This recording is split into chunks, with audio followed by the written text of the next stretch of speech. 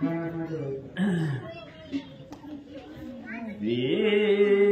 गणेशाय नमः। श्री सरस्वती नमः। श्री प्रभु रामचंद्राय नमः। पूर्वकथेचे अनुसंधान कौशल्य उघडिले नयन, डोळे पुसावया दान राजा सावधान स्वय झाला। आज भव्य आणि दिव्य भगवान श्रीरामचंद्राचा जन्म सोहळा। याच दिवशी आज भगवंत पृथ्वी तलावरती कौशल्याच्या उदरामधून प्रगट झाले, अवताराला आले, जन्माला आले। आणि त्यात असणाऱ्या जन्माची कथा अतिशय सुंदर, पवित्र, जगताला पावन करणारी ती कथा। पाठीमागच्या अध्यायामध्ये राजा दशरथजी तिघी राण्यांचे डोहाळे पाहण्यासाठी आलेले होते। कैकईचं डोहाळं विचारलं, सुमित्रेचं पाहिलं आणि कैकई कौशल्य मातेच्या महालामध्ये राजा दशरथ आलेले होते। कौशल्याच्या महालामध्ये आलेले असताना कौशल्य ही पूर्ण राममय झालेली होती, कारण तिच्या उदरामध्ये राम होता, हृदयामध्ये राम होता, पोटामध्ये राम होता, मुखामध्ये राम होता आणि सर्व स्थिती राममय झालेली होती। आणि झालेली असताना राजा दशरथ आल्यानंतर ना कौशल्याने आपले डोळे उघडले। कौशल्याने डोळे उघडल्यानंतर ना राजा दशरथ डोहाळे विचारण्यासाठी, कारण धर्मशास्त्र आईसे डोहाळे पुसावे तिचे पुरवावे मनोरथ, धर्मशास्त्राप्रमाणे डोहाळे विचारण्याची पद्धत असते आणि तेच म्हणणं तिचं जी काही इच्छा आहे ती पुरवावी लागते। आणि ती डोहाळे विचारण्यासाठी राजा दशरथ कौशल्याच्या मंदिरात आले। कौशल्या राम गर्भे स्वरूप स्थिती, राजा प्रवर्ती धर्मे पुत्रार्थी, दोहींच्या संवादाची प्रीती, डोळे निश्चिती अवधारा। आणि कौशल्याची होती, कौशल्याच्या गर्भात राम होता। कौशल्याच्या पोटामध्ये अखिल कोटी ब्रह्मांडाचे नायक भगवान श्रीरामचंद्र उदरामध्ये होते।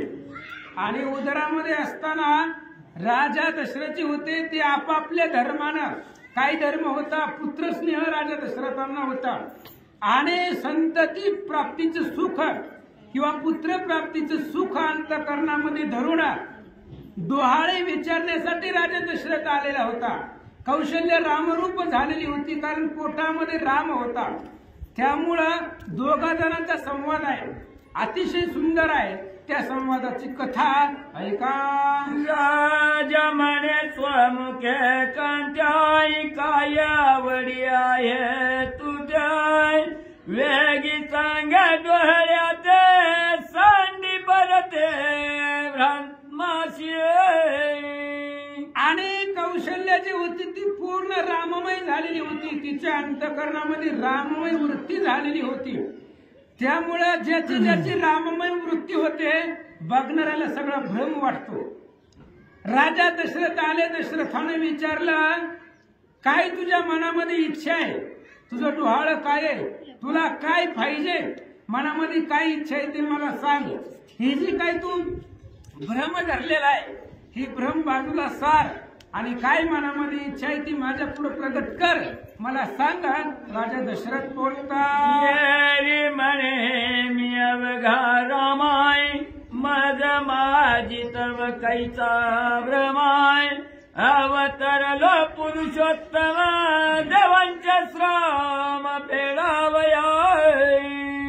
आणि त्यावेळेस भ्रम शब्द ऐकल्यानंतर ना आतमधला राम बोलू लागला।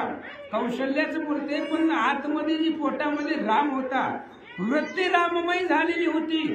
त्यामुळे कौशल्य माता बोलू लागली, भ्रम माझ्याकडे येत नाही, भ्रम मला लागू पडत नाही आणि मी जो आहे तो जगामध्ये येऊन जी काही देवांना श्रम झालेला आहे, देवांना जो काही श्रम झालेला आहे, त्यांना दुःख झालेलं आहे, त्या सगळ्या दुःखाचं निराकरण करण्यासाठी माझा त्या ठिकाणी जन्म अवतार आहे, माझ्यापाशी भ्रमच नाही असं कौशल्य माता बोलतात. कोणी शंकी जय म्हणे झाले तरी काय पाण्याचे पाये सावधान होया प्रिय.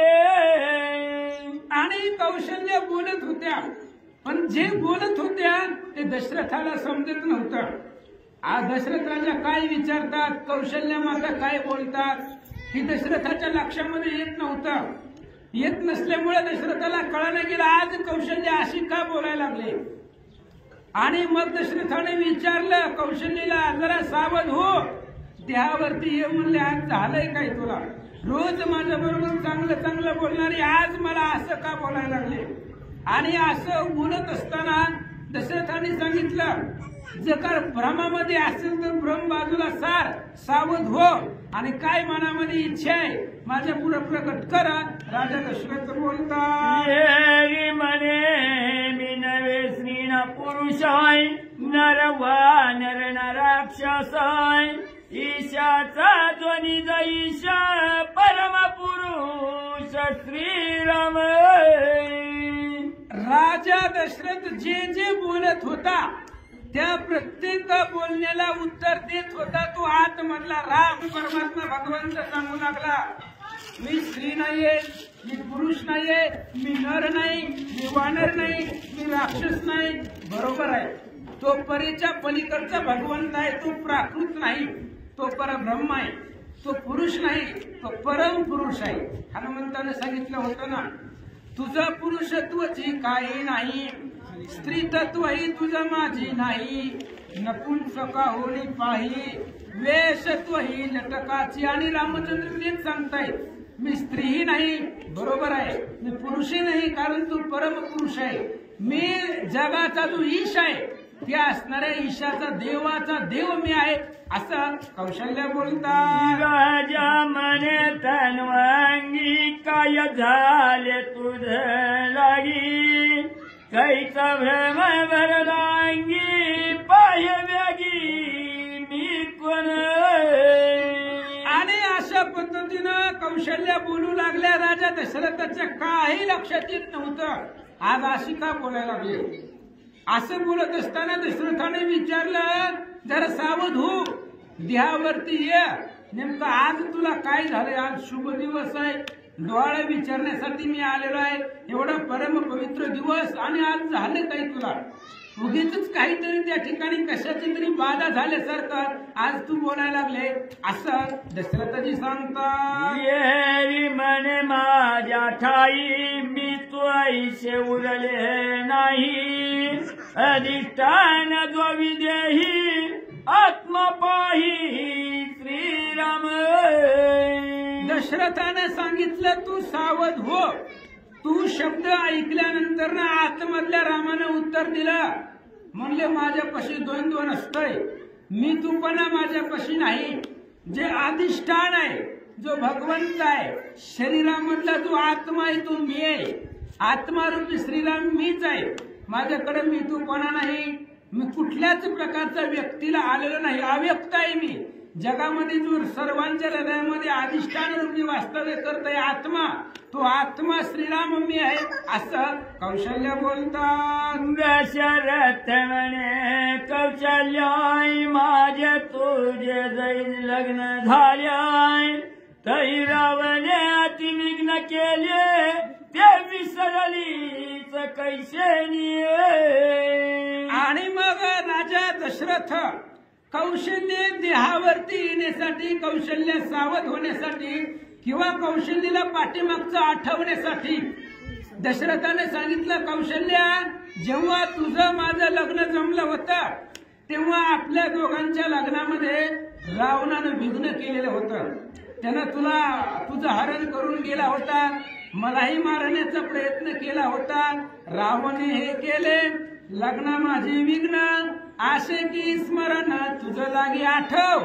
आपल्या लग्नाच्या वेळे काय झालं होतं, आपलं लग्न होण्याच्या अगोदर काय प्रसंग घडलेला होता, त्या राजा रावणानं आपल्या दोघांवरती संकट आणलं होतं, आठवतंय का नाही सांग. नाव ऐकून रावण यरी म्हणे दे धनुष्य बाणाय करू लंकेचे निर्वाण मारू दारुण राक्षसाय. दशरथ राजानं रावणाचं नाव घेतल्याबरोबर लगेच आतमधला राम बोलू लागला. जो कौशल्याच्या पोटामध्ये होता तो भगवान परमात्मा बोलू लागला. आन म्हणले धनुष्यबाण आणि रे धनुष्य मारीना रावणा लंका विभीषणा देईन मी. आन म्हणले माझं धनुष्य. अजून रावण जिवंत कसं काय राहिलाय म्हणले. आन माझं धनुष्य आताच्या आत्ता रावणाला मारतो असं कौशल्या बोलू लागल्या. रावणीच्या वनचार मुकुट कुंडल्या द्या अलंकारा राज्य देवनी जरा छत्रवण भार चालवा. आणि लगेच कौशल्या बोलू लागल्या. बोलवा म्हणले जी वनामध्ये राहतायत ते वानर बोलवा. त्यांना मुकुट घाला परिधान करा. दिव्य अशा प्रकारची वस्त्र त्यांना परिधान करा. कानामध्ये कुंडल घाला. डोक्यावरती छत्र धरा. अशा प्रकारचे जे माझे भक्त आहे ते असणारे वनामध्ये राहणारे वनात झाडाचा पाला खासेवन करणारे असे वनातली जे काही वनचर आहे त्या वनचरांना बोलवा असं कौशल्या दशरथाला बोलतात. घेऊता गेणारे हनुमंत अंगात सुग्रीव जांबुवंत अधोनी रावणाची माता जगात उरल्याच्या. आणि कौशल्य जे बोलत होते ते दशरथाला समजत नव्हतं. महाराज रामचंद्र जन्मायचे हनुमान जन्मायचा आहे तेव्हाच असणारा परमात्मा बोलू लागला. बोलवा म्हणले ते हनुमंताला. अंगदाला बोलवा. नळ निळ जांबुवंताला बोलवा. एक एक वानराला सर्वांना बोलवा. आणि राजा रावणाला आपल्याला मारायला जायचंय. अशा पद्धतीने कौशल्याच्या पोटामधला जो परमात्मा होता तो दशरथाला बोलतात. वज्रदेहिनी जगडा पुचे घालून या वेळा लंका जाणारे भरभरा पाडा तुड तू तडा राक्षसाय. आणि पुन्हा असणाऱ्या कौशल्य बोलू लागली. राजा दशरथ ऐकू लागले. बोलवा म्हणले ते हनुमंताला. ज्याच्या शक्तीनं संपूर्ण लंकेला वेढा घाला. लंका भडा भडा भडा जाळून टाका. लंकेची जी दुर्ग आहे ते सगळे दुर्ग पाडून टाका. त्या लंकेचा विध्वंस करा. आणि असं करण्यासाठी जो वज्रदेही आहे ज्याच्याकडे अफाट ताकद आहे बुद्धीचा सागर आहे अशा हनुमंताला लवकर बोलवा. कौशल्य सांगतात. आम्ही तपाच्या रवानाची गुजाऱ्याचा घराय पड पडले नगर निशाच्या रवाती असे जाय. आणि पुन्हा कौशल्य सांगू लागले. कौशल्याच्या उदरामधले भगवंत बोलू लागले. बोलवा अमिता वानर बोलवा. ज्यांची संख्या करता येत नाही गणित करता येत नाही. समुद्राचे खडे थोडे इतके सैन्य मिळेल पुढे एवढं असणारं सैन्य जमा करा. समुद्र आहे त्या समुद्रावरती पूल बांधा. समुद्रावर सेतुबंधन करा. लंकेमध्ये जाऊ आणि ज्या गावामध्ये राक्षस राहतात ते सगळं गावाचा विध्वंस करू. त्या गावामध्ये राक्षस मारू असं कौशल्य बोलतात. केवते गेले रे जुत्पाती लंका उलतारे आतो हाती पड पडाचारी भीती दुर्ग की आम्हाची. आणि बोलायला सुरुवात केली. बोलवा म्हणली वानर. कुठं गेले. आपल्या एका शब्दावरती सगळे वानर जमा व्हायला पाहिजे. अजून आले नाहीत. कुठं गेले. ही जी लंका आहे ती लंका आपल्या हातामध्ये घ्या. ताब्यामध्ये घ्या. लंकेची दुर्ग पाडा. लंकेचा विध्वंस करा. लंका जाळून टाका. सगळे असणाऱ्या लंकेचा नाश करा. जे बलवान युद्ध आहेत वानरवीर समर्थ कुठं गेले. बोलवा. वेदारे चोटा पाडू लंकेच्या त्रिकुटाय मारू रावणाती दुटा स्वधर्म वाट रुंधीत. लंकेमध्ये मोठमोठे आघाड आहेत. मोठमोठी दुर्ग आहेत. त्या लंकेच्या ठिकाणी कोणालाही जाता येत नाही. अशा गुप्त स्थानामध्ये समुद्राच्या मध्यभागी बेटावरती त्रिकुटावरती ती लंका आहे. त्या लंकेमध्ये पाठवा सगळी वानर आणि लंकेचा विध्वंस करा. दुष्ट प्रवृत्तीचा जो रावण आहे त्यानं काय केलंय. धर्म आहे तो धर्म अडवलेला आहे. अधर्माचं अधिष्ठान राजा रावणानं माजवलेला आहे. स्वधर्माच्या सगळ्या वाटा पॅक केलेल्या आहेत, सगळ्या वाटा बंद केलेल्या आहेत स्वधर्माच्या, आणि त्या असणाऱ्या रावणाला मारा. कौशल्य बोलते बाण घेवणी चोंगे चदू कुंभकर्णाच्या टांग्या चदू रावणाची सर्व अंगे भिडता मागे मीनाचार्या. दशरथ राजा ऐकतात. कौशल्याच्या आतमध्ये भगवान परमात्मा बोलू लागला, माझ्याकडे एकाच बाणामध्ये कुंभकर्णाला मारील आणि विटंबना करून मारील. कुंभकर्णाचं पाय तोडू, त्याचा हात तोडू, आधी नाक कान कापून शिर कमळचा न छेदिले असं कुंभकर्णाला मारू. रावणाची जी काय असणारी मुंडकी आहे त्या मुंडकी धडाच्या वेगळी करू. किती जरी सम्रांगण लंकेच्या पुढे मांडलं तरी मी माग सरणार नाहीये असं कौशल्य दशरथाला बोलतात. राक्षसांच्या शिरकमळी खेळू लंगे पुढे चंडू पडी साधू रुद्रांच्या कल्लोळीत रक्त कंकाळी करू आजी. लंकेमध्ये जाऊ, राक्षसांच्या शिर धडापासून वेगळी करू आणि त्यांच्या शिरांनी लंकेमध्ये जाऊन त्या ठिकाणी असणारे चेंडू फळे खेळू, क्रिकेट खेळू.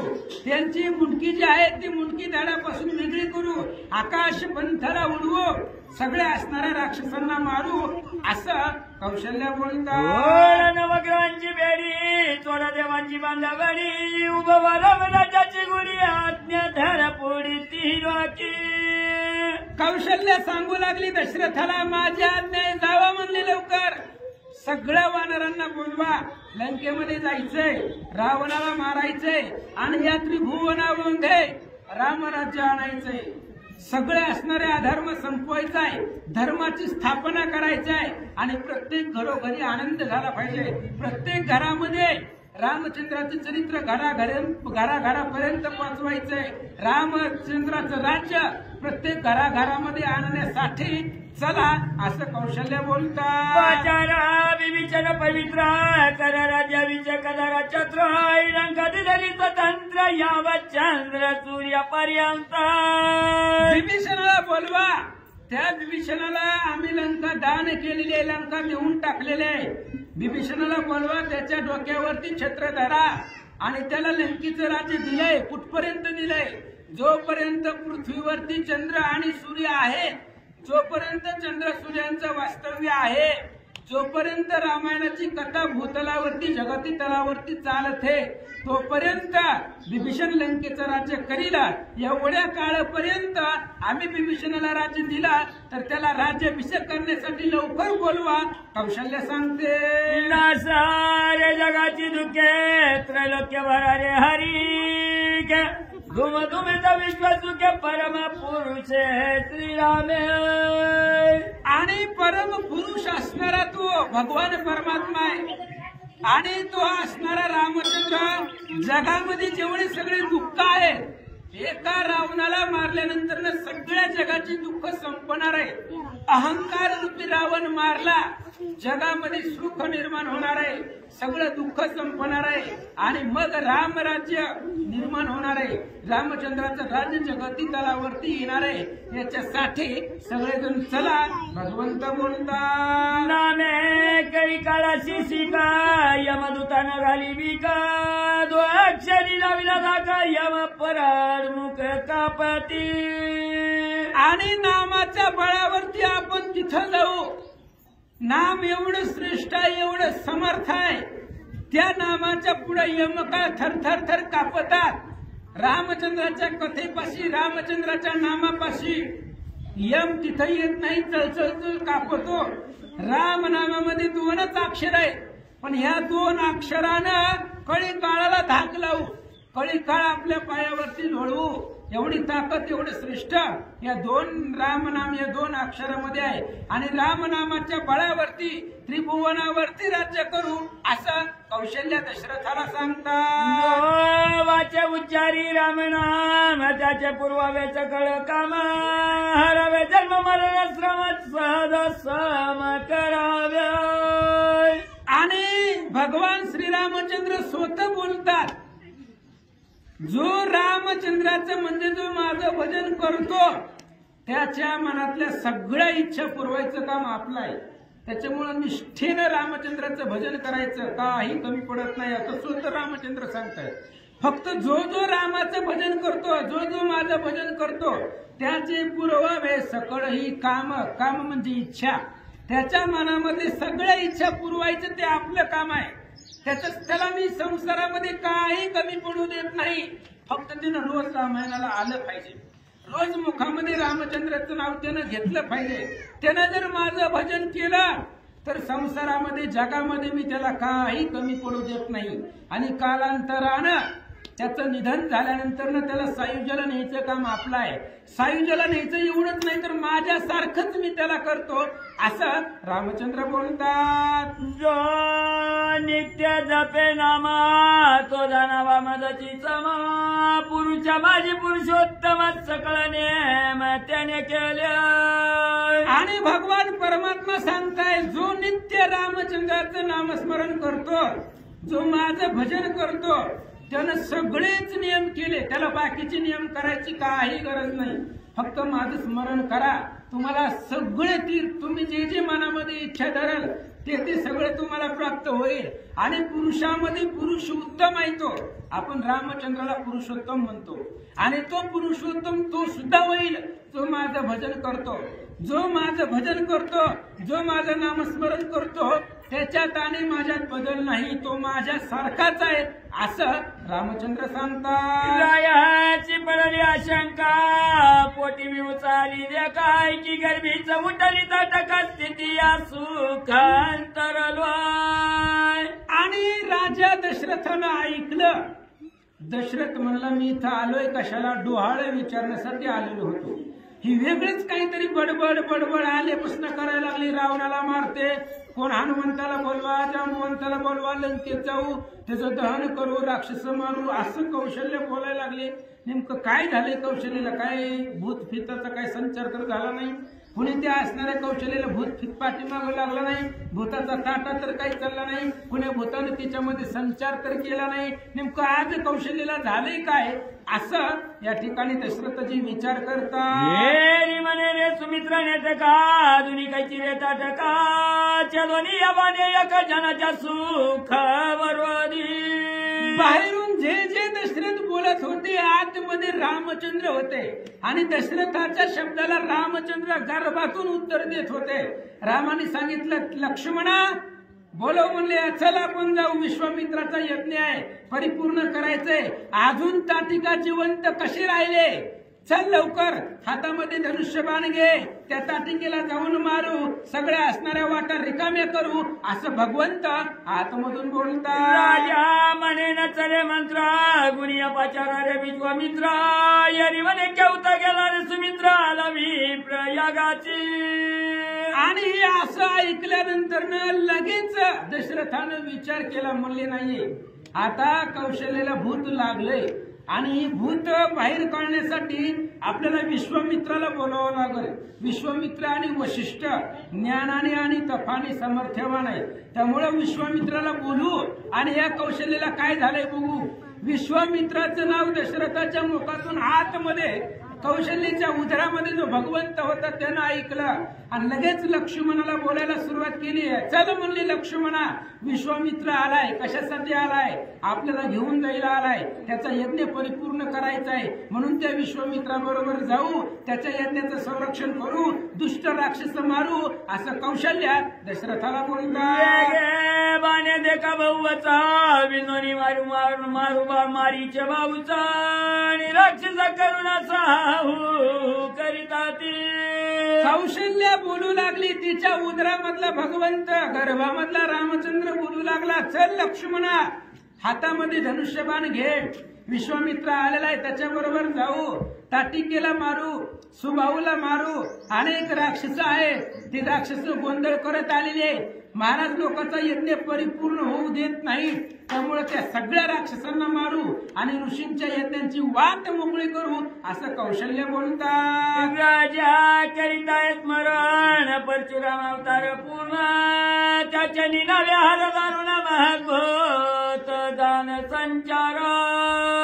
आणि इकडं बाहेर राजा विचार करू लागला, म्हणलं आता काय करावं. ही कौशल्य काहीतरी बडबड करायला लागली, अशक्य गोष्टी कौशल्य बोलू लागले. मग आता काय करू. परशुराम आपले असणारे दैवत आहे आणि त्या परशुरामाचं नामस्मरण करू. परशुरामाच्या नावानं ही जे काही कौशल्याला भूत संचार झालेला आहे, काहीतरी वेगळंच बडबड करायला लागले. ही परशुरामाचं नामस्मरण करू, जेणेकरून कौशल्याच्या जे काही विघ्न आलेलं आहे तिच्यावरती ते असणारं सगळं विघ्न निरसन होईल. म्हणून परशुरामाचं नाव दशरथानं घेतल्याबरोबर काय झालं. हे म्हणे आईचे घ्या जाम लागण्या धनुष्य बंगिले म्या प्राज्ञा विचारी ब्राह्मण सर्वज्ञा जाई तू आज्ञा तपासी. दशरथ राजानं परशुरामाचं नाव घेतलं. श्री गणेशाय नमः, श्री सरस्वती नमः, श्री प्रभू रामचंद्राय नमः. हिचे देई संसाराचा ताटा, मुखी सुटला से पाटा, कायचे डोळे कटकटा, नेनो पोटा काय आले. आणि मग लगेचच राजा असणाऱ्या दशरथजी बोलू लागले. काय झाले नेमकं या असणाऱ्या कौशल्याला लक्षामध्ये येत नाहीये. एवढा आज पर्व काळ आहे, आपल्याला पुत्र संतती लाभेल, मुलाचं तोंड बघायला भेटेल, या अपेक्षेने मी इथं आलेलो होतो. म्हणून विचारलं कौशल्याला, तिचे डोहाळे विचारावं, तिच्या मनातल्या इच्छा पुरवावे, याच्यासाठी मी इथं आलो होतो. पण ती नाही तीच बडबड काहीतरी बरळायला लागले. असा विचार राजा दशरथ करतात. वेगी पाचारा वशिष्ठा, पंचाक्षरी तो अदाटा, परीक्षा करीला तो श्रेष्ठा, सकळ वरिष्ठा तो गुरु. आणि लगेच दशरथानं विचार केला, म्हणले आता वशिष्ठाला बोलवा, कारण कसलं तरी भूत असलं तरी आपले कुलगुरु त्याचं निवारण करतात. वशिष्ठ ही अतिशय श्रेष्ठ आहे, सूर्यवंशाचे कुळभूषण आहे. सूर्यवंशामधले महागुरु वशिष्ठ महाराज आहेत. त्यांच्यामध्ये अद्भुत सामर्थ्य आहे, तपानं ज्ञानानं ते वरिष्ठ आहे. त्यामुळे या कौशल्याला कसली जरी बाधा असली, काही जरी झालेलं असलं, कोणाचाही संचार कौशल्यामध्ये असेल तर वशिष्ठांना बोलवल्याबरोबर ते असणाऱ्या सगळं संचाराचं निवारण करतील. म्हणून वशिष्ठाला बोलू असं विचार दशरथ करतात. झाली आहे म्हणे धन्य धन्य माये, वंदावे पाया. आणि लगेच राजा दशरथानं गेले, वशिष्ठ महाराजांना बोलवलं आणि वशिष्ठानं पाहिलं कौशल्याला तर ती एरी रामरूप झाली आहे. वशिष्ठानं पाहिलं कौशल्याच्या उदरामध्ये जगाचा अखिल कोटी ब्रह्मांडाचा नायक रामचंद्र आहे. तिच्या पोटामध्ये पाहिला कोणी वशिष्ठ महाराजांनी. लगेच वशिष्ठांना खूप आनंद वाटला. अखिल कोटी ब्रह्मांडाचा राम आज कौशल्याच्या पोटामध्ये आहे. लगेच राजा कौशल्य लगेच वशिष्ठ महाराजांनी दशरथाला बोलवलं, म्हणले इकडे या, पाया पड म्हणले हिच्या. दशरथ म्हणला हे निवारण दूर करण्यासाठी वशिष्ठ महाराजांना बोलवलं आणि ते आता बायकोच्या पाया पडायला लागले. त्यांना कसं तरी बोलवलं होतं, या कौशल्याला काहीतरी झालंय, बडबड बडबड करायला लागले, त्याचं निवारण करा असं म्हणून वशिष्ठ महाराजांना बोलवलंय आणि ते आता मला हिच्या पाया पडायला सांगाय. बहुतेक कौशल्याच्या भूताचा परिणाम चुकून वशिष्ठावर झाला की काय असं वाटायलंय. दशरथ बोलतात.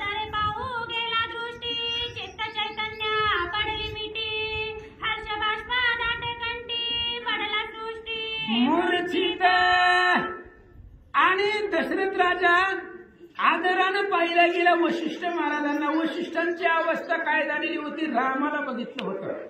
कौशल्याची जी दृष्टी आहे ती दृष्टी राममय झालेली होती. तिच्या असणाऱ्या गर्भामध्ये रामचंद्र होता. वशिष्ठ महाराजांनी पाहिलं जी काही चित्त आहे ती चित्त चैतन्यावरती लोळलं गेलं. चैतन्य कोण आहे? रामचंद्र आहे. आपलं चित्त चैतन्य रूपी रामचंद्रावरती लीन झालं. त्यामुळे वशिष्ठ महाराजांना मूर्छा आली. मूर्छा म्हणजे विशुद्ध पडले. ते तिथंच कौशल्याच्या पुढे त्या ठिकाणी देहभान विसरले वशिष्ठ महाराज आणि ते रामचंद्राची मूर्ती निहाळून तिथंच त्या ठिकाणी मूर्छित पडले. असं दशरथानं पाहिलं.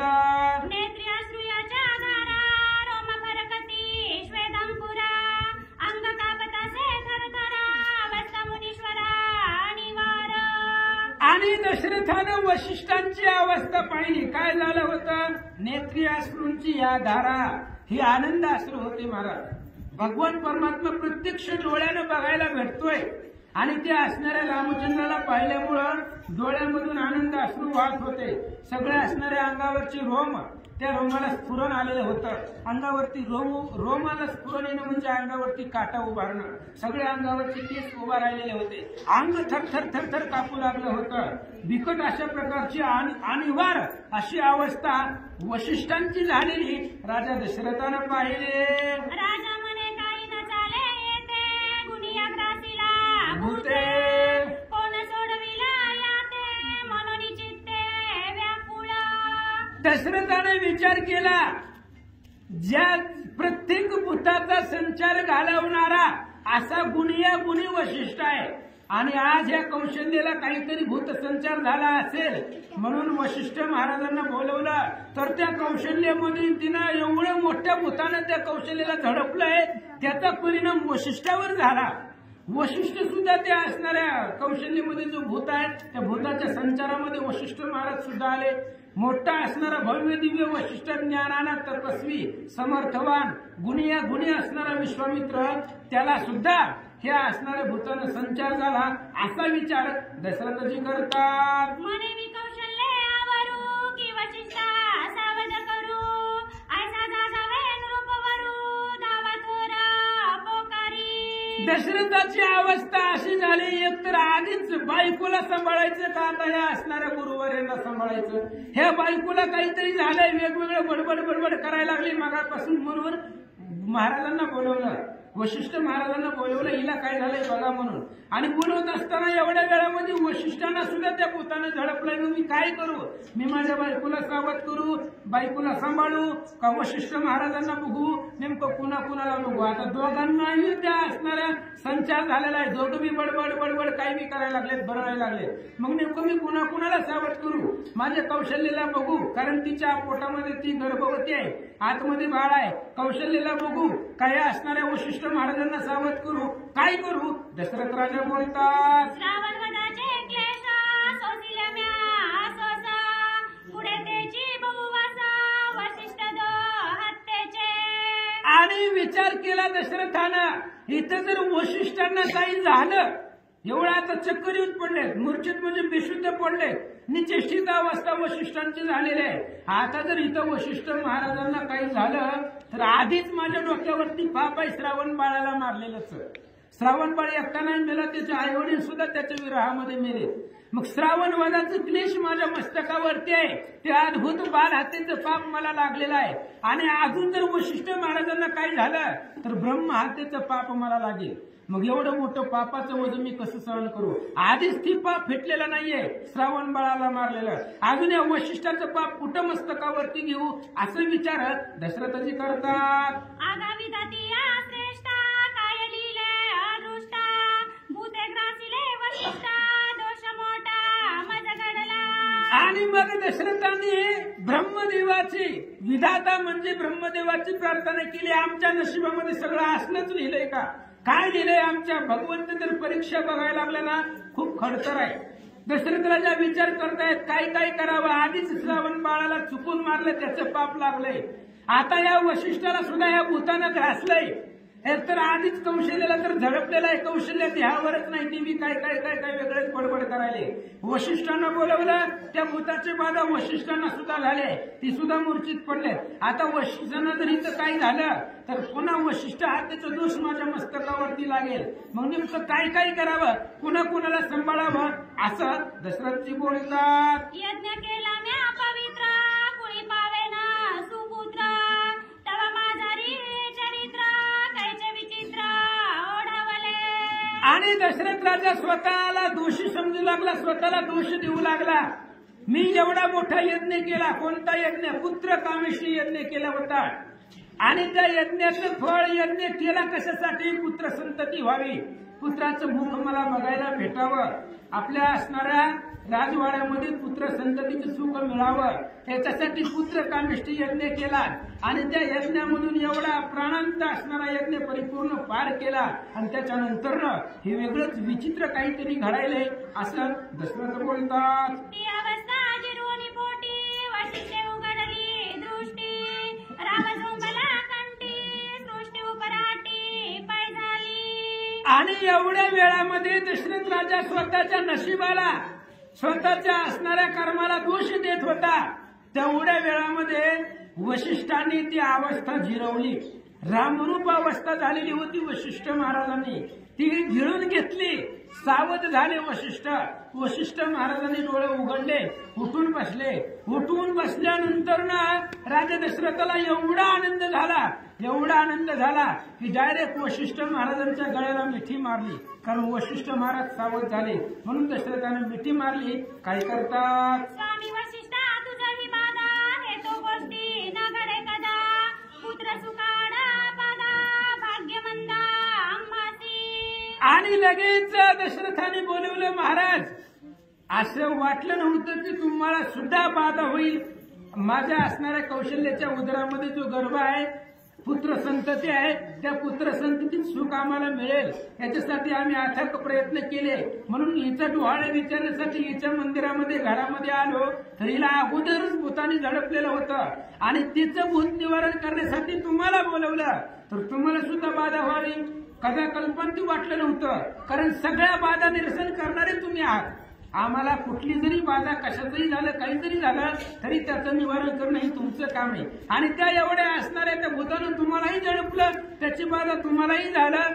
माझ्या पुत्र संततीमध्ये किंवा मला जो पुत्र होणार आहे, पुत्र होण्याच्या आधीच एवढी संकट निर्माण झाली असं दशरथजी बोलतात. वशिष्ठ म्हणे भाग्यश्रेष्ठ कोटी आले वैकुंठ पीठ, पुरुषोत्तम झाला रे प्रकट, दैव उत्कट कौशल्य.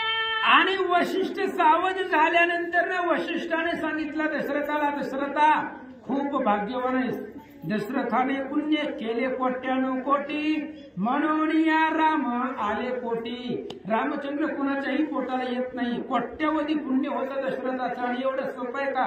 अखिल कोटी ब्रह्मांडाचा नायक अंगणामध्ये मांडीवरती खेळावा, एवढं किती अद्भुत श्रेष्ठ आहे. तुझं भाग्याचं वर्णनच करता येत नाही. वशिष्ठ महाराज बोलतात, दशरथा कौशल्याच्या पोटामध्ये जे गर्भ आहे तो वैकुंठ पीठ आहे. त्या गर्भामध्ये वैकुंठाचा जो असणारा भगवान परमात्मा आहे, तो भगवान परमात्मा कौशल्याच्या उदरामध्ये आहे. तो असणारा मूर्तिमंत राम, परब्रह्म मूर्तिमंत, चैतन्याचा जिव्हाळा, आत्मस्वरूप भगवंत हे असणाऱ्या कौशल्याच्या पोटात आहेत असं वशिष्ठ बोलतात. जे जे काही हे वदली ते जाण पा ब्रह्म बोली, ते ते ख्याती करील बली सुदशाली सूर्यवंशा.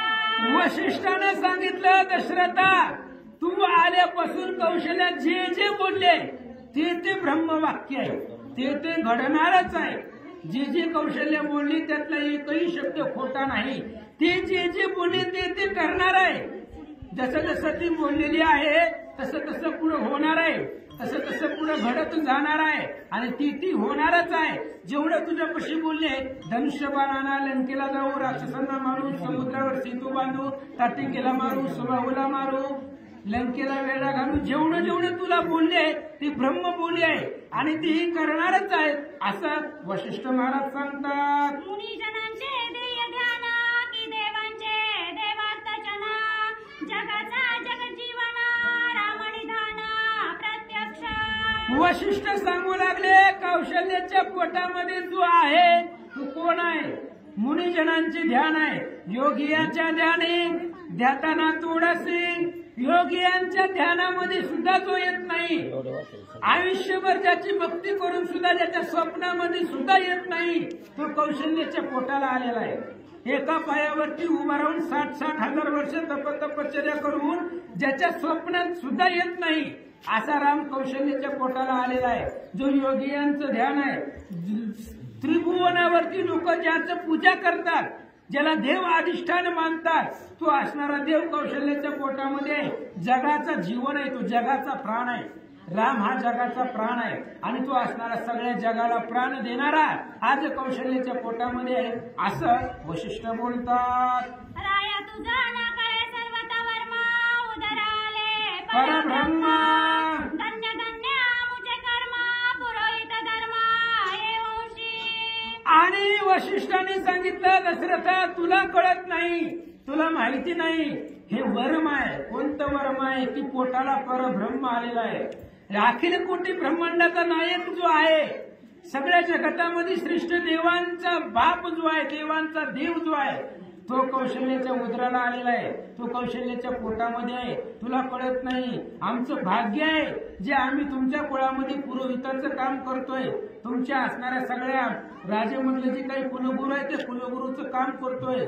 आमचं भाग्य आहे. एवढे दिवस आम्ही कुलगुरू म्हणून काम केलं. त्या सेवेचं फळ म्हणजे आज राम बघायला भेटणार आहे असं वशिष्ठ बोलतात. चरणी उद्धारीला शिळा परणीला जनकाची आणि सगळीला लोका सकळा राम जिवाळा जीवाचा. वशिष्ठांनी सांगितलं, दशरथा तुझा मुलगा जो जन्माला येणार आहे, तू जन्माला आल्यानंतर काय करणार आहे?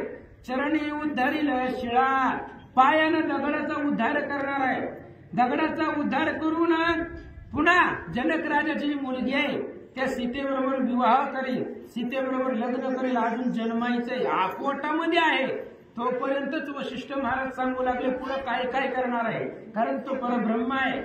आल्यानंतर जड जीवांचा उद्धार करणार आहे, दगडाचा उद्धार करणार आहे. मग आपला होत नाही का? दगडाचा उद्धार रामचंद्र करणार आहे. पुन्हा जनकाची जी मुलगी आहे तिच्याबरोबर लग्न करणार आहे. सगळ्या असणाऱ्या त्रिभुवनाला आनंद देणार आहे. असा परमात्मा भगवंत रामचंद्र मूर्तिमंत विष्णू कौशल्याच्या पोटात आहेत. वशिष्ठ महाराज सांगतात, मुक्ती फुकटा नगरी नेईला वैकुंठात राम म्हणता पापिष्टा गती उत्कृष्टा देईला. वशिष्ठ महाराज सांगू लागले, दशरथा तुझ्या पोराचं नाव जरी कुणी घेतलं तरी सुद्धा फुकट मुक्ती आहे. मुक्ती कशी आहे? फुकट आहे. काय सायस करावं लागत नाही. न सायस जावे वनांतरा सुखी येतो घरा नारायण. काही करावं लागत नाही, सायस करावं लागत नाही. फुकट मुक्ती भेटते. फुकट काय करायचं? फक्त याचं नामस्मरण करायचं. जो जो याचं नामस्मरण करील त्याला मुक्ती भेटेल. एवढंच नाही दशरथा, तुमचा मुलगा जो कौशल्याच्या पोटामध्ये तो आखीच्या आखी नगरी वैकुंठाला घेऊन जाईल. माणसंच नव्हं तरी असणाऱ्या अयोध्येमधली दगड, झाड, वेली, तृण, पशु पक्षी सगळेच्या सगळे जिवंत अयोध्येला वैकुंठाला घेऊन जाईल. ही संपूर्ण अयोध्याच वैकुंठामध्ये नेऊन ठेवेल. एवढी कीर्ती तुमच्या मुलाची होणार आहे असं वशिष्ठ महाराज सांगतात. धन्य धन्य सूर्यवंश धन्य धन्य अयोध्येचा देश धन्य धन्य कौशल्य गर्भवास जगन्निवास पयाला. वशिष्ठ महाराज सांगू लागले, धन्य धन्य सूर्यवंश आहे. आज सूर्यवंशामध्ये राम अवतरित होणार आहे. हे अयोध्येमधली सगळी लोक धन्य आहेत आज, कारण रामचंद्र बघायला भेटणार आहे त्यांना. ह्या पृथ्वी तलावरची सगळीच लोक श्रेष्ठ आहे, कारण राम पृथ्वीवर येणार आहे. पृथ्वी तलावरती अयोध्या मुक्ती क्षेत्र आहे. त्या अयोध्येच्या ठिकाणची जेवढी जेवढी लोक आहेत, मग त्या असणाऱ्या दगडा, पशु पक्षा, झाड, वेली सहित सगळे आज सगळेच धन्य आहे, कारण त्या अयोध्याच्या भूमीमध्ये राम जन्माला येणार आहे. ह्या त्रैलोक्यामधली सगळी लोक श्रेष्ठ आहेत. त्यांना राम बघायला भेटणार आहे. त्यांना आज रामाचं दर्शन होणार आहे असं वशिष्ठ बोलतात. धन्य धन्य अयोध्येचे जन धन्य धन्य दशरथा तुझे मन धन्य धन्य मुझ नयन रामनिधान देखती. वशिष्ठ सांगू लागले, दशरथा इथली जी लोक आहेत खूप भाग्यवान आहे, कारण प्रत्यक्ष राम बघायला भेटतो. इथल्या लोकांना सोपं आहे का? श्रीराम देखावं या दृष्टी पाहिजे तर भाग्याची या पोटी. राम कुणालाही बघायला भेटत नाही. ज्याचं पोटीमध्ये अनंत जन्माचं भाग्य आहे, बहुत सुकृताची जोडी, ज्याचं सुकृत रूपी साठा ज्याच्यापाशी आहे त्याला राम बघायला भेटतो.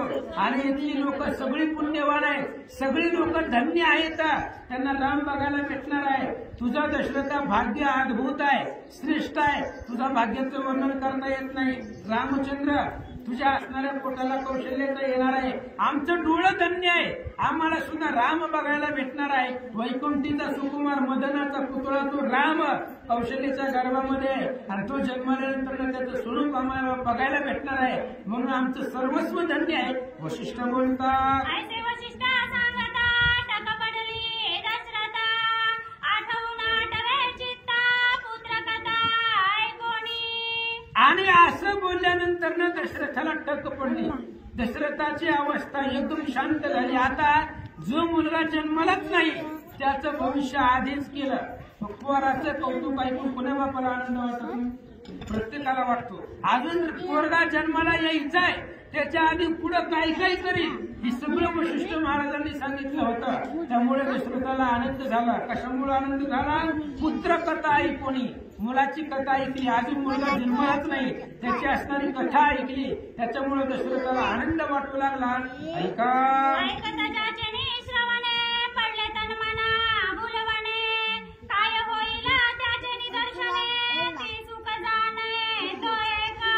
आता दशरथाची अवस्था अशी झाली, फक्त ऐकलंय, अजून राम जन्माला आलेले नाही.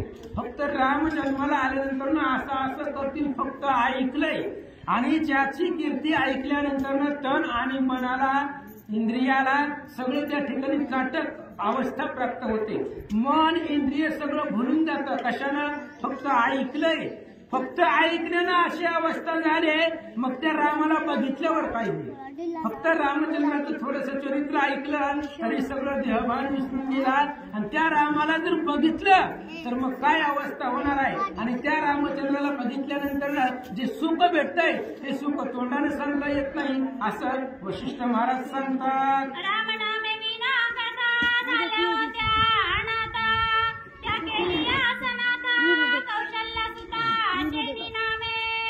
आणि रामनामाशिवाय, रामचंद्राशिवाय सगळ्या कथा अनाथ झालेल्या होत्या. अनाथ कथे सगळ्या कथा अनाथ होत्या. पण रामचंद्र अवतरित झाल्यानंतर रामचंद्र चरित्र करून, अवतार घेऊन चरित्र करून जी पुन्हा रामचंद्राची कथा जगामध्ये आल्यानंतर पुन्हा सगळ्या कथा सनात झाल्या. रात्री चोवी आली येऊन दिली ना. राम कथी विन जगती कळ, झाले होते शून्य मंडळ, ते वसविले सकळ, कीर्ती मंगळ करोनिया. रामचंद्राशिवाय सगळ्या कथा अनाथ. खरं आहे, रामचंद्राशिवाय कशालाच किंमत नाही. हे जग शून्य आहे. तो राम जाताची जाण्या जगाची प्राण जातील की असा राम आहे. रामाशिवाय कशालाच किंमत नाही. त्यामुळे जगामध्ये जे जे कथा आहेत ते सगळ्या अनाथ होत्या. आणि रामचंद्राच्या चरित्रानंतर सगळ्या कथा सनात झाल्या. ऐका कौशल्याचे डोवाळे, दशरथाची सुख सोहळे, त्याने परमानंद उजंबळे, वंदितात काळे वसिष्ठासी. आणि कौशल्याचे डोहाळे ऐकले. काय डोहाळे होते? मगाशी कौशल्याने सांगितलं होतं. आणि रे धनुष्य मारीन रावणा, लंका विभीषणा देईन मी. ही कौशल्याचे डोहाळे होते. जगामध्ये रामराजाची गुढी उभा करायची, सगळा अधर्म संपवायचा, धर्माची संस्थापना करायची. हे कौशल्याचे डोहाळे ऐकले. राजा दशरथांना खूप आनंद वाटला. जिचं डोहाळे एवढं पवित्र आहे आणि असा असणारा तिचा मुलगा किती त्या ठिकाणी श्रेष्ठ असेल, असं असणारं भगवान परमात्म्याचं थोडंसं चरित्र डोहाळ्याच्या रूपामधून राजा दशरथानं ऐकलं. सर्व असणाऱ्या इंद्रियाला आनंद झाला. वशिष्ठाचं राजा दशरथानं दर्शन घेतलं. ऐका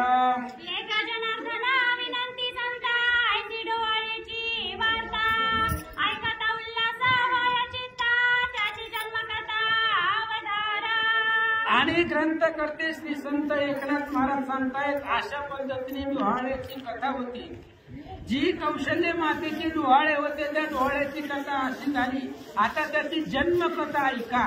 तो भगवान परमात्मा जन्माला कसा येईल, आल्यानंतर कसा दिसणार आहे, रामचंद्राचं स्वरूप काय आहे, जन्माला आल्यानंतर रामाच्या स्वागतासाठी कोण कोण येत आहे, ते असणाऱ्या रामचंद्राची जन्मकथा, ते असणाऱ्या कथा लक्षपूर्वक सावधान मन करून, एकाग्र मन करून ऐका.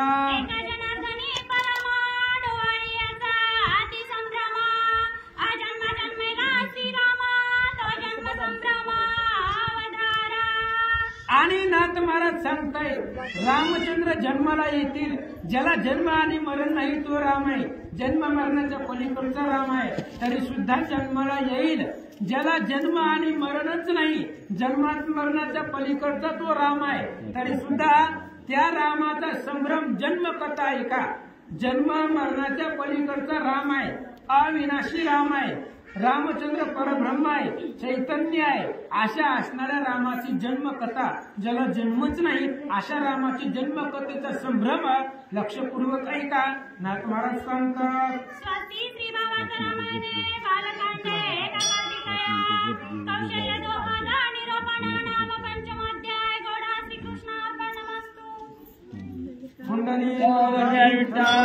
श्री ज्ञानदेव तुकाराम पंढरीनाथ भगवान की जय। राजाधिराज प्रभु रामचंद्र भगवान की जय। पवन सुत हनुमान की जय।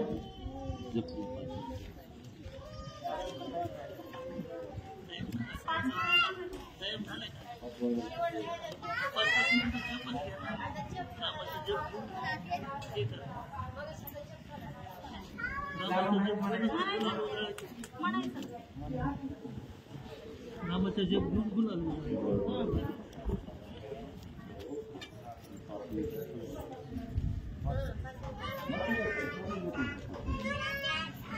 ओम श्री राम जय राम जय जय राम। ओम श्री राम जय राम जय जय राम। ओम श्री राम जय राम जय जय राम। ओम श्री राम जय राम जय जय राम। श्री राम जय राम जय जय राम। श्री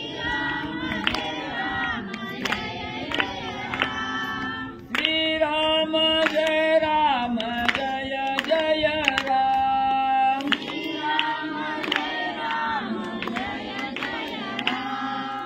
ओम श्री राम जय राम जय जय राम।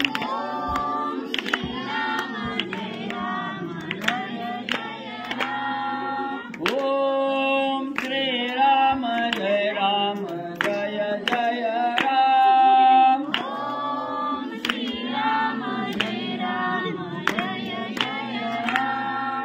श्री राम जय राम जय जय राम।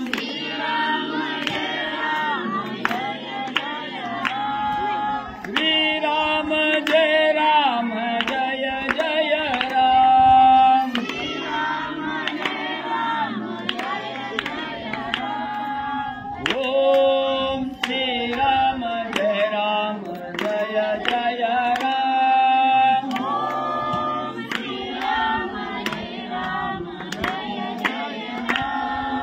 ओम श्री राम जय राम जय जय राम। ओम श्री राम जय राम जय जय राम। श्री राम जय राम जय जय राम।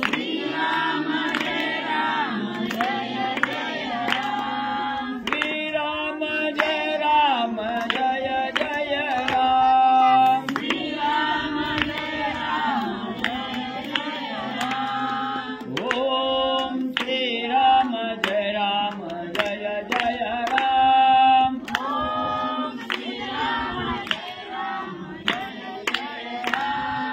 ओम श्री राम जय राम जय जय राम।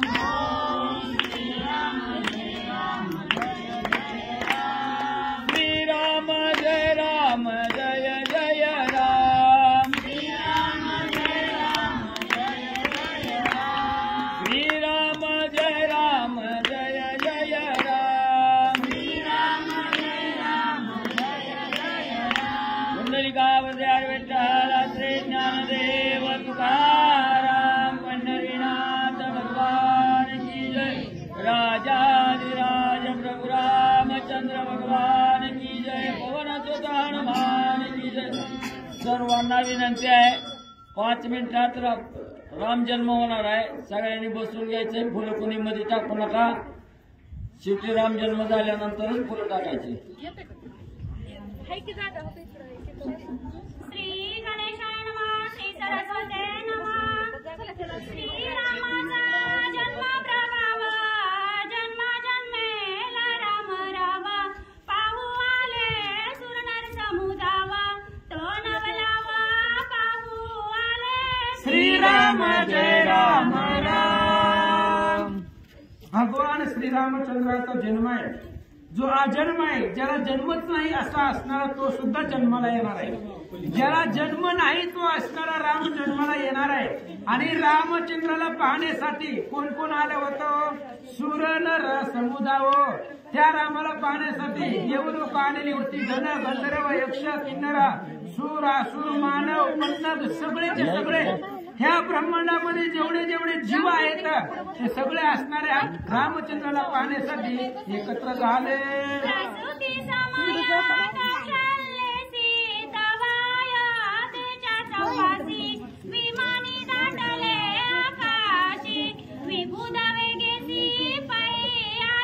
श्रीराम जय राम राम. कौशल्याच्या प्रसूतीच्या वेळेला आता काहीच वेळामध्ये कौशल्य प्रसूत होणार आहे आणि कौशल्याच्या उदाहरणामधून हा परब्रह्ममूर्ती रामचंद्र प्रकट होणार आहे, जन्म होणार आहे. आणि त्या रामचंद्रासाठी त्या रामाला बघण्यासाठी सगळे असणारे आकाशामध्ये विमानाची दाटी झाली. आकाशामध्ये सगळे असणारे विमान एकत्र झाले आणि तिथून हातामध्ये सगळे देव लोकांनी फुलं घेतली आणि फुलं घेऊन विमानामध्ये तयार राहिले. ऐका,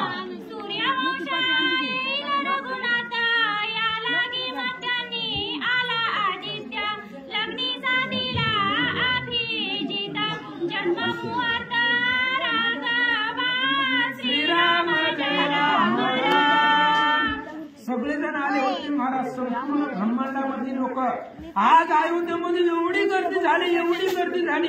वारयान कुठे वाट, वाऱ्याला सगळं फिरायचं उंचीकडे सुद्धा जागा नव्हती, एवढी गर्दी झाली होती. कशाला? त्या रामचंद्राला पाहण्यासाठी, रामचंद्र बघण्यासाठी सगळे असणारे एकत्र झालेले होते. एवढंच नाही तर मध्यनासी दिनकर पळभरी होय स्थिर.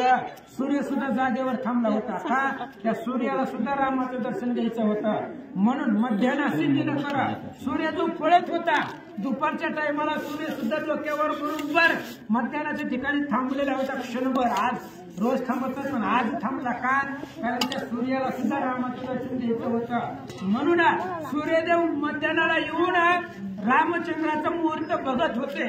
आणि रामचंद्राच्या जन्माची वेळ सांगत होतो कोण? प्रत्यक्ष सूर्यनारायण, जो काही अधिष्ठान सूर्य देवता आहे तो प्रत्यक्ष जो सूर्य होता तो असणारा सूर्य त्या ठिकाणी सांगू लागला रामचंद्राचं जन्म ठिकाण, रामचंद्राचं महिमा त्यांचा. आणि तो राम बघायला भेटणार आहे. एवढं सोपं आहे का? रामचंद्राला पाहणं खूप दुर्घट आहे. आणि त्या रामाला बघण्यासाठी अयोध्येच्या चौपाशी चारी बाजूनं, अयोध्येच्या चारी दिशेनं, अयोध्येच्या वरी, अयोध्येच्या खाली संपूर्ण चौपाशी विमानांची दाटी झालेली होती. आणि विमानामध्ये सगळे देव लोक एकत्र आलेले होते. आणि ते देव लोक रामचंद्राची वाट बघू लागले. जे रामचंद्राचा जन्माचा मुहूर्त आणि कोणत्या मुहूर्ताला कधी रामचंद्र जन्मतोय याची वाट देव लोक पाहतात.